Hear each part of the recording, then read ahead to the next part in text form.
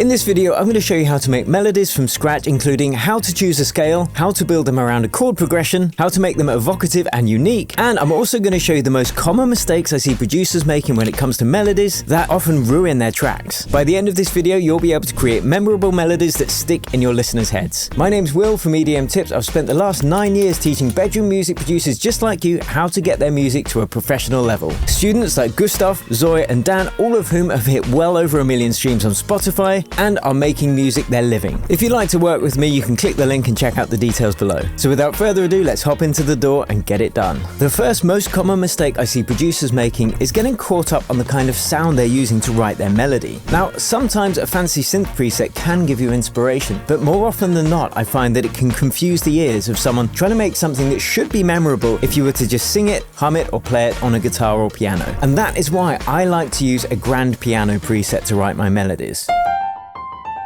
There's a few reasons for that. The first, I'm not listening out for the sound design, so I can really focus on what I'm trying to do. But more than that, a basic grand piano will almost always respond to a couple of key important points. One, when I program in a MIDI note and let go, the note will stop. Short note or a long note. Some synth presets, unless you tweak the release, will take ages to die out, which just makes working out a melody really difficult. The second is they respond to velocity, and we'll be touching more upon that later, no pun intended. So that means if I hit it softly, it's going to be quieter than if I hit it hard.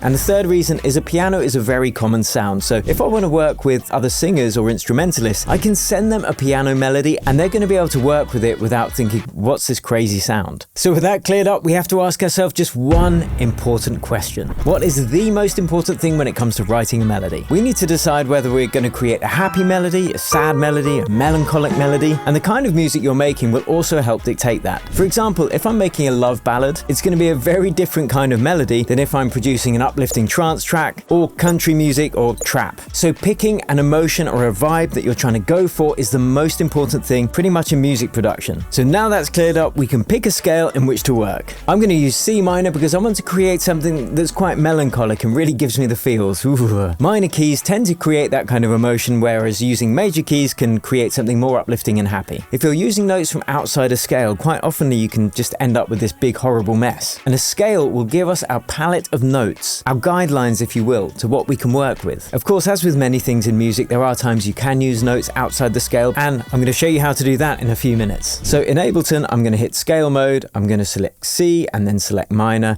and you can see all of the notes within the scale of C minor have shown up in purple, and I can even hit the scale button and it's only going to show those notes. This makes writing melodies way easier, trust me.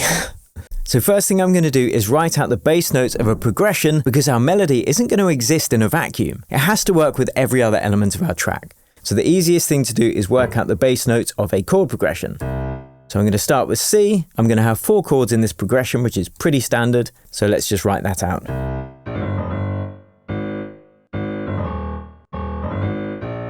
So this is our progression.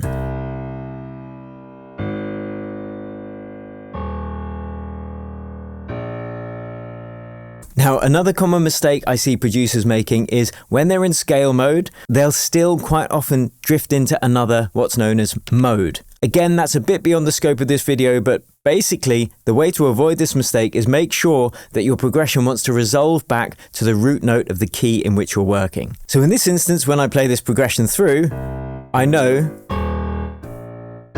it naturally wants to go back to that C, so that's how I know that I've stayed within the C of minor without drifting into another mode. Okay, on to the next thing. Now we need to build out the basic triads of the chord progression so we can then write our melody on top of it. All I'm going to do is copy these bass notes. That's a nice noise. Put them up an octave, so we're not going to be fighting with our bass line. And then when you're in scale mode, all we need to do is skip a note each time, like so. I'm going to skip a note, skip a note. I'm going to do that for all of the chords.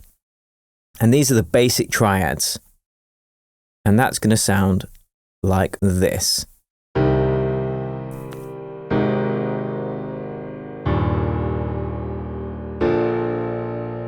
Now, the benefit of writing our bass lines and our chords and our melody in the same sound is that we're going to have to really carefully think about which octaves the notes are on and make sure that we've got enough spread across the frequency range that it doesn't get really muddy. If you start with different sounds for every instrument, sometimes you can end up with too much going on in the same range. And this, to me, is already sounding a bit muddy, so I'm going to move these chords up an octave. Now, one of the other mistakes I see producers making is that sometimes they'll accidentally write in a diminished chord, and there's one of those in each heptatonic scale. It's called a heptatonic scale because there are 7 notes in the scale. In the scale of C minor, for instance, that would be 1, 2, 3, 4, 5, 6, 7, and then back up to the octave. Simple as that. Now, in C minor natural, we have got our diminished chord is the second of the scale, and it's diminished, and I'll show you why, because if we listen to this chord, that is a minor chord because we've got 1, 2, 3 steps between the first note and the third note, and 1, 2, 3, 4 steps between the third note and the fifth note. 1,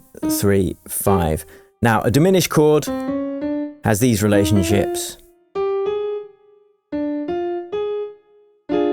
Sounds a bit weird, and that's because there's only 3 notes between the first 2, same as a minor chord, but then there's also only 3 positions between the second 2, there and there, and that's why it creates that weird sound. Now, if you've created a diminished chord, easiest thing to do is just move the top note up to the next position in the scale, and then you create an interesting chord. But anyway, I digress. Let's go back to our chord progression and then spice it up. There are 3 ways we can do that. The first of which is by adding 7ths or 9ths, and these are known as extended chords. So if we count the 1st, the 3rd, and the 5th, let's add a 7th, which just means counting up to the 7th position above the root note of the chord. Oh, that's so nice. Let's do that for the other chords. A 9th would just be counting up to the 9th position. So now we've got this. Ooh. Ooh, that last one sounds a bit funny, and that's because that relationship is actually a diminished chord. So what do? We just move that top note up to the next position in the scale. And actually, I thought this 3rd chord worked better when it wasn't a 7th chord, which takes me on to our next spicing up of the chords tip, and that is to use open chords. We've already touched upon it already, and this means just spreading the notes of the chords across different octaves. Once again, if you're producing your bass, your chords, and your melody all in one sound, it's going to make it easier to hear where you could have potential frequency clashes. So with that being said, let's move these bottom notes down an octave, and then we've got this effect.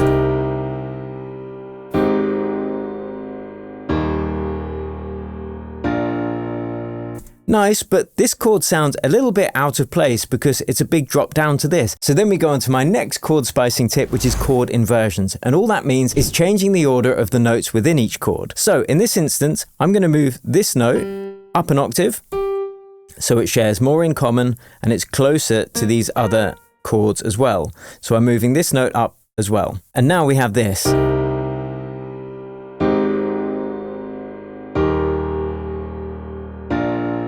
Sounds way better. And now we can get on finally to writing the melody itself. But I want to make this chord progression a little bit more dynamic first. So what I'm going to do is just start the 2nd and the 4th chord 1/8 before the beat. And that's going to really drive that groove forwards. Okay, we'll hear that in a second. Now let's work on the melody. Now melodies consist of 3 separate parts: the rhythm of the melody, the pitch of each note in the melody, and the timbre of the sound that we're working with. Well, we've already covered the first one by using the piano. So now let's go on to the next most simple part, which is the rhythm. We just need to find a rhythm, tap it out on the root note of the key we're working in, and make sure it works with our chords. And if you've got any other sounds in your track already, like drums, bass, the melody rhythm has to work with all of that. Now, as we don't have any other sounds other than the bass notes and the chord progression, the melody rhythm can be the one that really leads this track. Let's go to an octave above all of our chords and our bass, again, so we're not fighting in the frequency range, and then tap in a melody that works with this progression. And I'm looking for something simple that repeats, because repetition is going to be what makes your melodies memorable. And I'm going to show you a mistake in a few minutes that I see a lot of producers making with regards to this. So first, let's create that melody rhythm.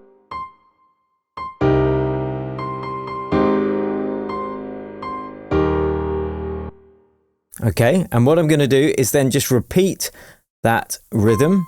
Again, we want repetition of both rhythm and pitch, but we're going to get to that in a minute. And the second time it plays through, I'm just going to spice it up a little bit and add an extra note, just so that we've got something different the second time it loops around. But look at that repetition there. We've got that, and then we've got that. So let's extend this progression out so we can make another little change in a minute. Second time it runs through, I'm going to add a slight variation again to the rhythm. And again, when it goes through the last time. So altogether, our melody rhythm is like this. Time for a sip of coffee.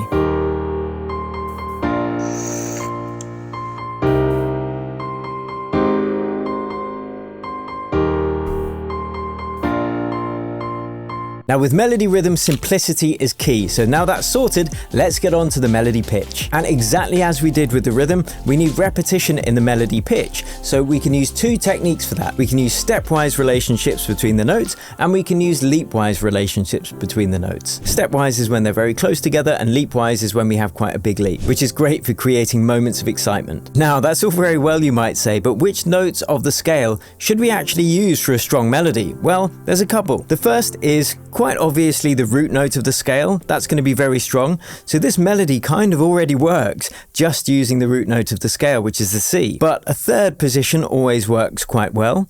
So that would be 1, 2, 3. And a fifth position as well, the perfect fifth. So like this. Those notes will always sound great in a melody, but I also love using the seventh, as with the chord, and sometimes the second, which is called the supertonic, and that's something that Chris Martin from Coldplay uses a lot, can create a real nice sense of emotion, so I'm sure we'll stumble into some of those in a minute. So let's write out this melody. I'm just going to move the notes up and down the scale and get something I like.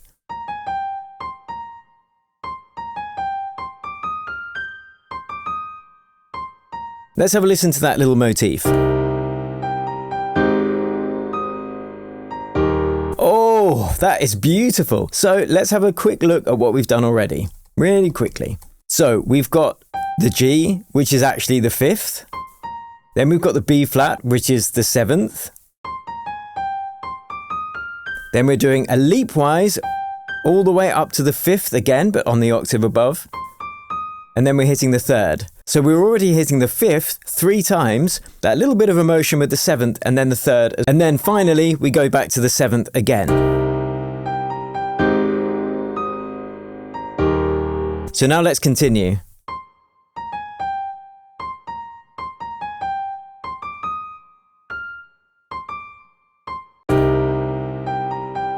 Look at the repetition of pitch shape. And that's beautiful. So now let's repeat that as well. Now we're telling a story, so I'm actually going to go up at this point.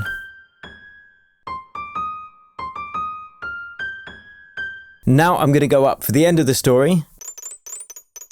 Now the last thing is to make sure that I'm making that last note go back down, so it's going to get closer to the first note of our melody. And that's because some producers I see will have their melody finish up on a high, and then it has to get all the way back down there, which sometimes can sound a little bit jarring. So let's have a listen. And have another sip.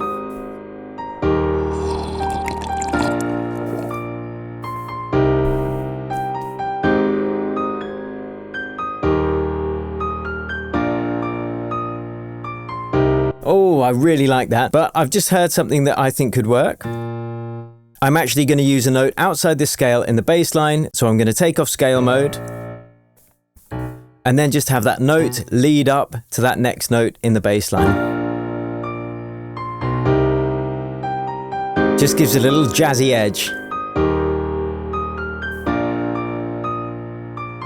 So think of a melody like speech. If I was to suddenly jump all over the place with my crazy... I sound like a radio presenter now. If I was to jump all over the place with my pitch... It's going to sound a bit weird. Usually we will start and finish sentences, and there's a kind of rhythm to it, and there's a kind of melody to it. Think about your melody in that way, and it should make it a bit easier. So we've got repetition of rhythm, repetition of pitch, and then we loop back round to end the sentence in a pleasing manner so it can loop round back to the beginning. Okay, now on to the exciting part. creating a counter melody. Now these work particularly well if you are using different instrumentation to create that counter melody, but it can really just add an extra layer of life to your conversation. It's kind of like two actors playing on a stage together. They need to bounce off each other. So to create a counter melody, we're going to use the exact same techniques as we used for the main melody. That is to say, we're going to pick a different octave, and then we're going to create the rhythm first just on the root note. And I'm going to make this one a bit simpler as well, because we don't want to overshadow the main melody, which is the one that should stick in people's heads.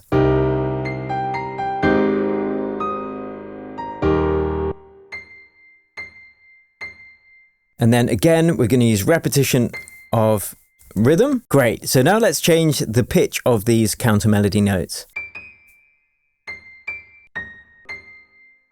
Repetition of pitch. Dun, dun, dun.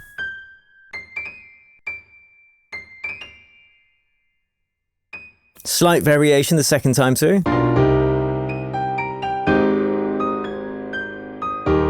And then we'll bring it back home with the same relationship as the first time it plays. Now the next thing we need to do is make sure this counter melody doesn't overpower our main melody. And the way we can do that is using what we touched upon earlier, which is using velocity. So I'm just going to reduce the velocity on my counter melody notes. It's going to make them a bit quieter, and it's actually going to take out some of the high frequencies as well. So now it should be a bit more subtle, and let's just extend those notes. So it's much subtler, but still adds the emotion. Now, a word of warning, one of the most common mistakes I see producers making with their melodies, as I mentioned, is overcomplicating them. So here's an example of what this might sound like if it was overcomplicated. It sounds alright if you like Baroque, but that's not going to stick in someone's head. They're not going to be able to sing it, which means they're not going to be able to remember it. Always try and think of someone being able to sing your melody. Now, before we get on to humanizing this and making it sound a bit more natural, let me know in the comments which of these points you found useful so far, and more importantly, what you'd like to see me cover on this channel. I always read the comments and I really appreciate your input. Thank you. Okay, so let's kick this up a notch, take it to the next level. What we want to do is make this sound a bit more human, and the way I'm going to do that is by varying both the velocity and the timing slightly, as though a real person was actually playing this, because it sounds a little bit robotic to me at the moment. So the way I'm going to do that is select all of the notes, and in Ableton, you could do this in pretty much any DAW, by the way, I'm just going to hit this humanize button, and it's going to allow me to push it slightly off the grid, as you can see, and I could also randomize the velocity slightly, like so. You can change the range in Ableton of how much you want to randomize it by, which is really helpful. And now we've got this.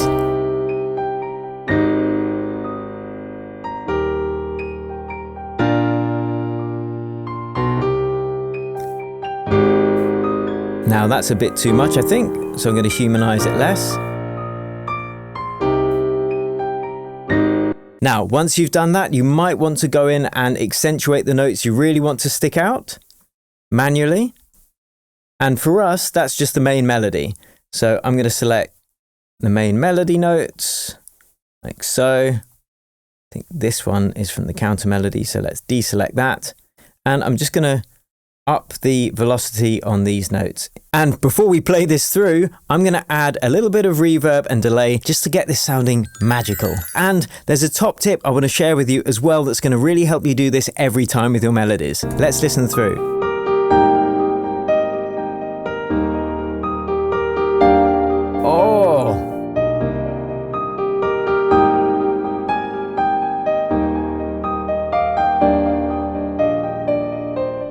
That gave me the feels for sure. Now, what I was going to suggest is that you can use your reference tracks that help inspire you to write music, for guidance on how complex your melody should be, how many notes should be in there, what you should be accentuating, and the best way to do that is by analyzing existing tracks. Now, I've actually analyzed 3 of the biggest ever melodies for you, and I break them apart in the video that's popping up right there now, and I got some fantastic insights from these. So if you want to learn from the best melody writers out there, check out that video next. In the meantime, if you enjoyed this, please give it a like, consider subscribing to the channel, and If you want to work with me and get your music to a truly professional level and achieve your musical dreams, then you can check out the Accelerator program using the link below. Thanks for watching, I'll catch you over at that next video.